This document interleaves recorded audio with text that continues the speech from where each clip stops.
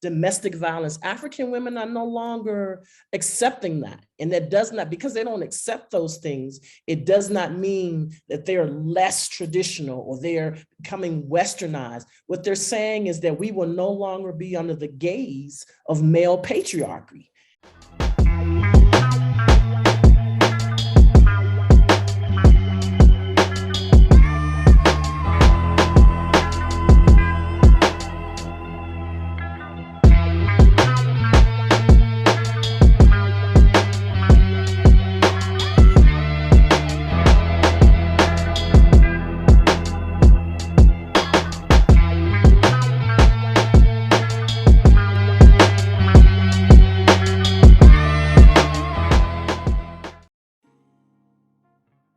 What up, what up, what up? This is Mike the Philosopher here with a special guest.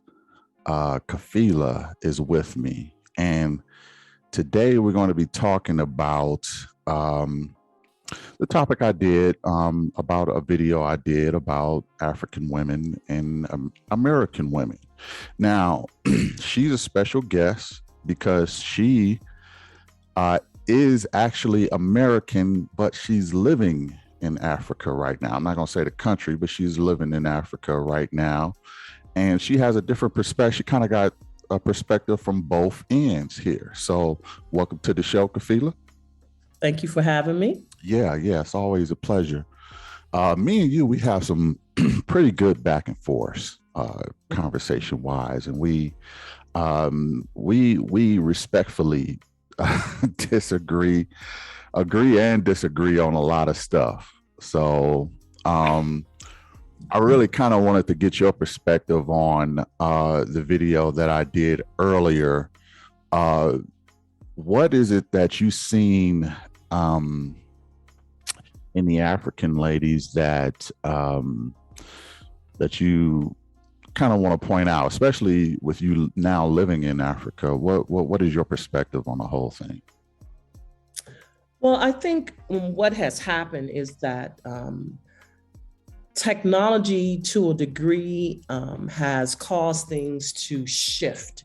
And what I mean by that is that the traditional woman, so to speak, it's not that she no longer exists. I think what has happened is this technology has created a situation where we are now seeing African women are becoming more educated. They're going abroad. They're doing different things. And it's not that they don't value marriage or they don't value wanting to have children. I think it's now about providing a balance, being balanced and being able to be your boss, to be the boss on the job. And then also being able to come home and have a partner who understands that there must be a balance. I don't think there is this traditional African woman that no longer exists, because it's the technology has created a situation where things are changing.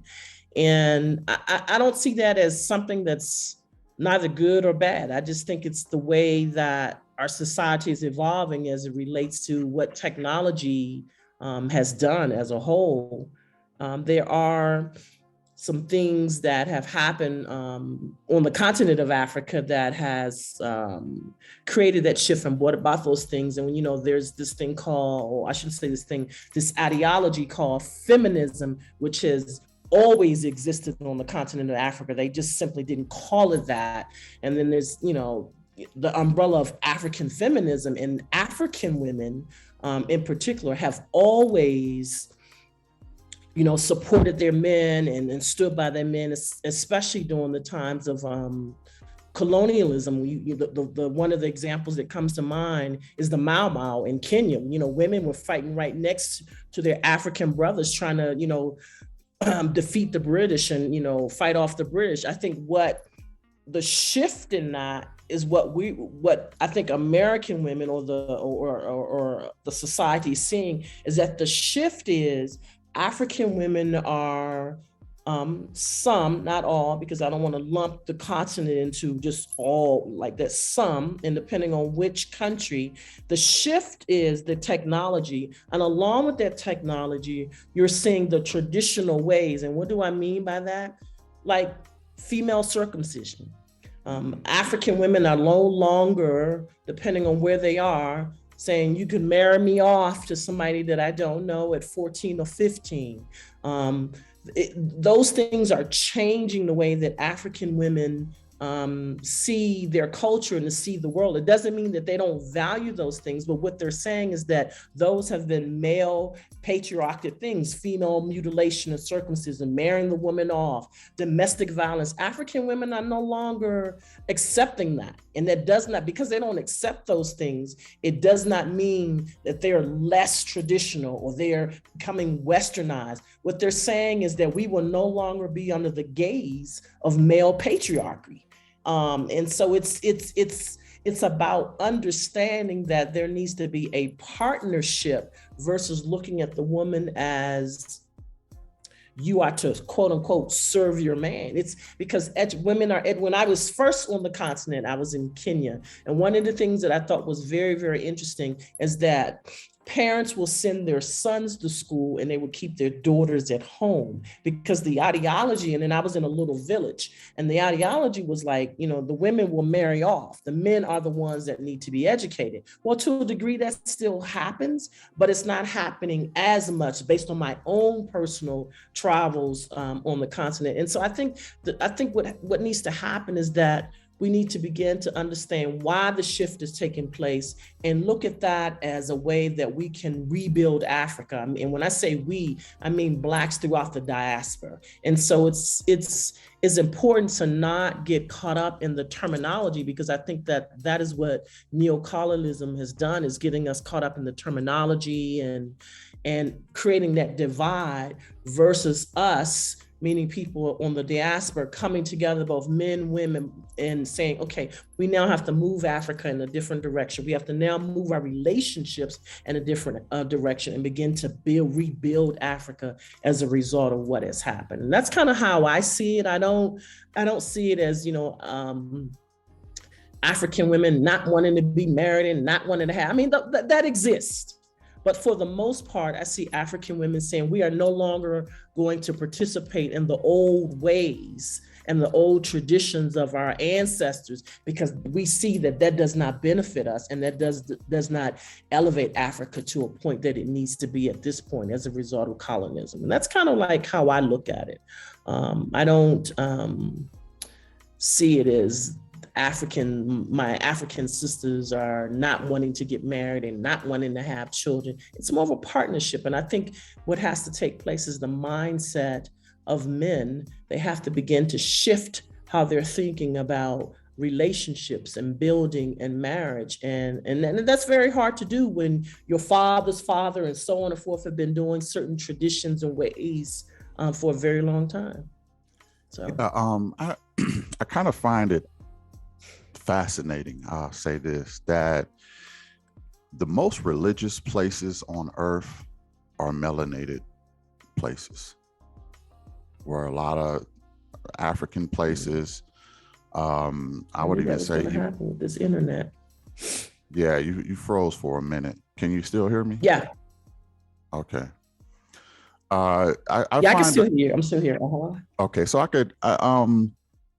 I just find it fascinating that the most religious places on the planet are pretty melanated places, as far as the religion. And I also find fascinating the most feminist places are the most melanated places, which is a direct contradiction of the religions that they practice.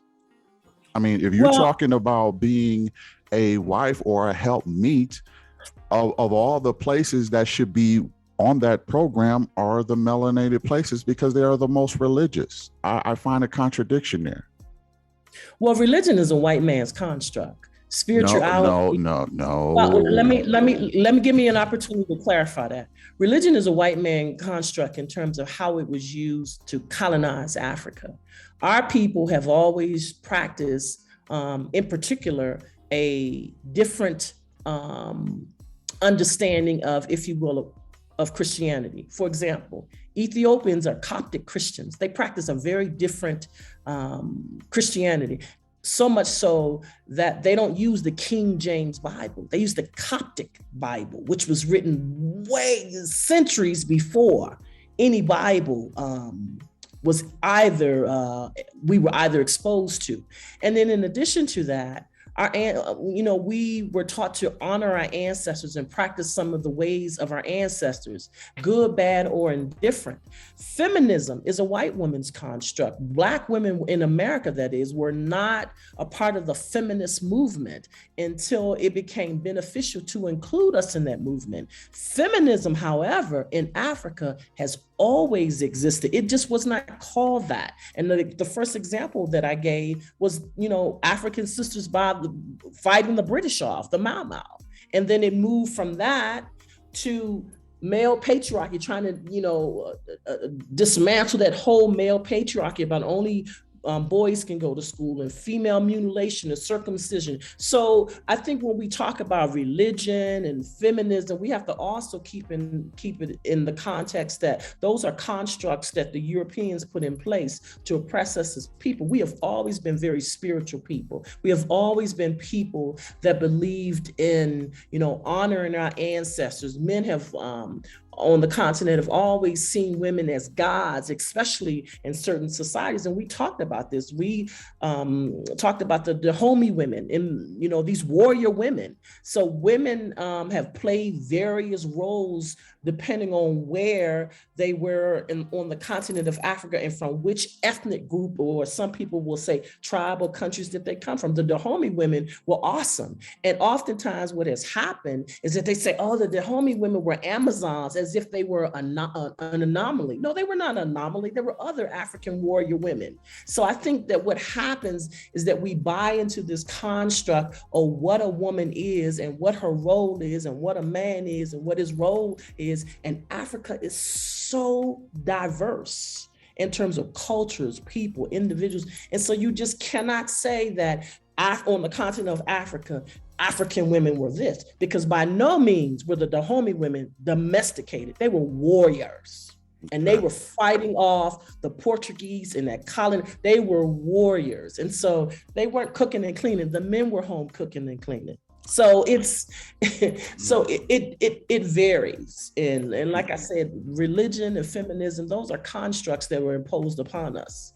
Well, I mean, as far as religion, and that's something that African people created, and really religion was stolen from us by all other nations. I mean, but we didn't call it religion. We called it spirituality. Yeah, we call it spirituality, but it's the same thing, really. And I don't know if it's the same thing when you look at it in terms of what religion is today. Well, yeah, because religion right now is monotheistic, and back then it was polytheistic. It was a number of different gods that people worshiped, and they didn't just worship one. And they but that's why they called it spirituality. It was really getting in touch with yourself and nature. Body. Mm-hmm. Yeah. And now, Europeans did weaponize it. I think they weaponized it and they turned it into something that controls people and controls the mind. Mm-hmm. Now, some could say, oh, well, that whole patriarchal thing, that was part of the changing of the religion and things like that. And I know women have been, warriors and things like that. As a matter of fact, I'm gonna go see the Woman King here in later today. I know that's right. Yes. Yeah. I'm gonna go see it by myself just to check it out and see what it's about. Because I love the history of Africa and stuff like that, and the women. So, but on average, I mean, let's just keep it real, Khafilah. Let's just keep it real. Mm-hmm. Are the women in Africa raised to be wives more than African American women? See, I mean, I think on average. Listen, I can only answer that question from my experiences. I have traveled to about 15 countries on the continent of Africa, mostly East Africa, Northern and Southern Africa. And again, I think it just depends on what country you're coming But from. based on your experience overall, are African women raised more per capita to be wives than African American women? I mean, I don't know if you're raised to be a wife or if you're raised to buy into the construct that you need to get married and you need to have children because your time is Well, running out. that's raised to be wives. Yeah, I mean, and because again, the definition of a wife is fluid because of what has happened. And A wife is a helpmeet. I'm just reluctant to answer that question because I it just begs to, what is a wife now when we talk about it in the 21st century? I mean, I think if we talk about it back then, the answer was yes. But I think if we look at it now and the way that technology is moving and the way that the African countries are developing and things that are happening, I mean, does it still exist? Yeah, to a great degree. Are African women feeling pressured by their parents and those types of, yeah, that stuff still exists. But I think it's I think as a woman, we're looking for something different now. It's not, I just want to get married, have the nice house, make, be a boss, have a couple of kids and, take some vacations, every time, every twice a year, whatever. I think it's shifting. It's shifting in terms of women trying to understand what their needs are, men trying to understand what their needs are, and people coming together, from my perspective anyway, to bring about a difference. And I guess it just depends on what your level, and I hate to use this, but your level of consciousness, what your level of consciousness is and what you're really trying to do. So I'm dancing around that question because I think it's a complicated question because so much has changed. Okay. This is my, let me ask you this.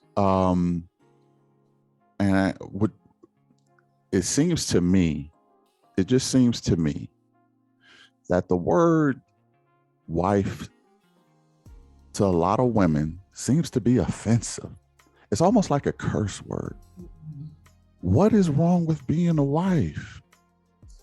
For me personally, I don't think it's anything wrong with being a wife. Why do women not want to embrace that title?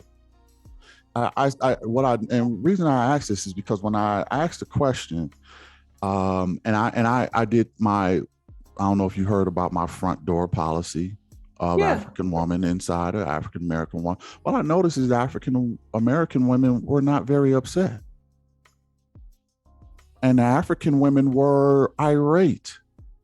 Well, I guess they could have been irate, and I'm just guessing because that word wife is steeped in some very deep traditional beliefs on the continent. That's what I want to know. What is wrong with being a wife? Because the African American women didn't hardly give me any pushback as far as being, political and things like that, and being a very, I said worldly, but maybe there's a better word for it. Just more conscious of the West and how we are treated in the West. I live in the West, so that's why I was like, that's what I want in a woman who understands the West. And I knew that my African woman that I had before did not understand the West to the degree that people living here do, and it makes sense. I'm not expecting her to, but at the same time, that is something that I desire. You see what I'm saying? So that's why I said that's something I'm looking for. But they didn't give me much pushback on that. And it's almost as if, and I watched it back, and it seemed like they were very comfortable in their position. Yet the African women were just irate about being a wife. And the conclusion I came to? This is not about being a wife, or this is not about xenophobia, nothing like that. This is all about feminism. And African women feel like they were losing the battle in feminism because they want to be just as feminist as the African American women. And the reason I say this is because the wife role seemed to be we're not, it's almost like saying they're third world. It's almost like saying, it's almost like, kind of degrading them in that way, like as if I called them a third world country or something, because they took it just as offensive as if I would have said that. And I said, you know what? This is not about my preference. This is Mm-hmm. about, they feel like they're losing the battle in feminism, and they don't want African women to be looked at as wives. That's what this is about.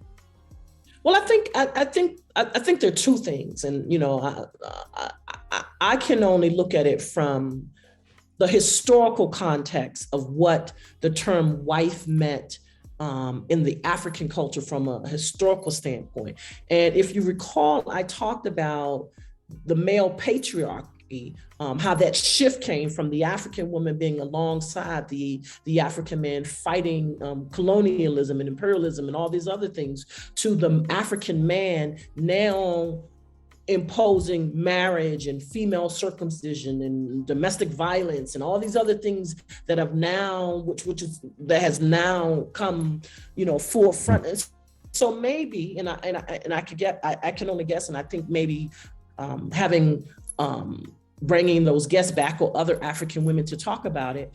But I think that connotation of a wife is rooted in something that could possibly be historically oppressive because of how African women were historically treated. When you talk about, again, young girls being married off to, chiefs and older men, and they're 12 and 13, these girls are 12 and 13. I just watched a documentary on that. And, female circumcision and mutilation. So maybe it is rooted in some deep historical pain as it relates to young girls and being married off. And so maybe that's where the resistance is. I don't really know. Well, I would say even in America, though, the American women, they don't have that reality of these, so-called African traditions of the marrying off at 12 and the circumcision. They don't have that experience yet. They still look at it just as negatively, I would argue, than the African women did. So I think it's. I think it's very different because I'm going to put it in this context. I'm a graduate of Howard University, and one of the things that the sayings is, when you went to Howard, you didn't go to Howard to get your BA. You went to Howard to get your MS you get your Mrs. degree, because all the brothers were, we were checking out the brothers in the dental school and the law school and the business school, and so there was a particular time period where Black women, we were going to historically Black colleges because we wanted to hook up with brothers that were coming out to be, professionals, and we're doing all these great things. I don't really think there is a shift. What I think is that there may be a generational type of thing, that there's a certain generation X or boomers, whatever, that embrace that whole ideology about being a wife. Now you have this generation that are YouTubers and this and that, and they're making so much money that the concept of getting married or the concept of wanting to have a family becomes secondary to them, because the money, in some regards, for some, becomes their God. And I think what happens is that you hit 40, 45, or 30, 35, and you look up and you go, wait a minute. And then you're trying to figure out how you can get that wife title and have some babies. Now, that's not all women. And then I also think that you have to think about it from a standpoint of class, because I hate to do that. There are certain, Black women are getting married now, but again, it goes back to, if you're going to the HBCUs, if you're going to the Harvards, the Princeton, the Yales, Black women are bagging husbands coming out of college and coming out of grad school. So I just think it depends on where you are in life generationally, like what generation you came out of and what your perception of marriage is. Because, we look at the numbers in terms of research, most of us come from single family homes, and most of us have not had the opportunity to really understand or to see what marriage should look like. Right. And then you flip that and you see African women, they're coming from homes where they see the male as the dominant, the patriarchy. And so they know what that is. And so maybe there's a resistance to that because they didn't like the way dad was dealing with mom in the home. And so it's a dichotomy because you have African American women, some of us, depending on, you know, where you're from, we didn't see that relationship of how what it's like to be a woman and how to interact with a man. And it's not a knock, it's just the way that our society has been set up to create these single family homes and to remove the Black man from the home. And so a lot. Sorry for that. We got interrupted there, but go ahead, Khafilah. I was going to say a lot of us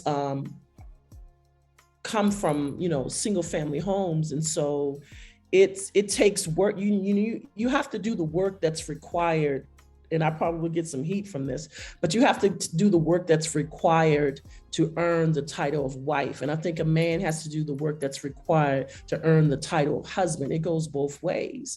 And we don't know how to do that because a lot of us don't come from homes in which we have a mother and father, and we see Black love, and we understand how it is to interact with a man and how a man is supposed to interact with a woman. We don't see that. And so oftentimes we come into relationships with these attitudes and these behaviors because we didn't see it in our home. I had to, and I'm gonna use myself as an example, I had to rethink how I interacted with men, because I would say that I was one of those females that I was quick to say that I'm Dr. Khafilah, and I'm this and I'm that. And I quickly learned that even men that had the same level of education that I had, or even had less, could care less about how many degrees I had behind my name.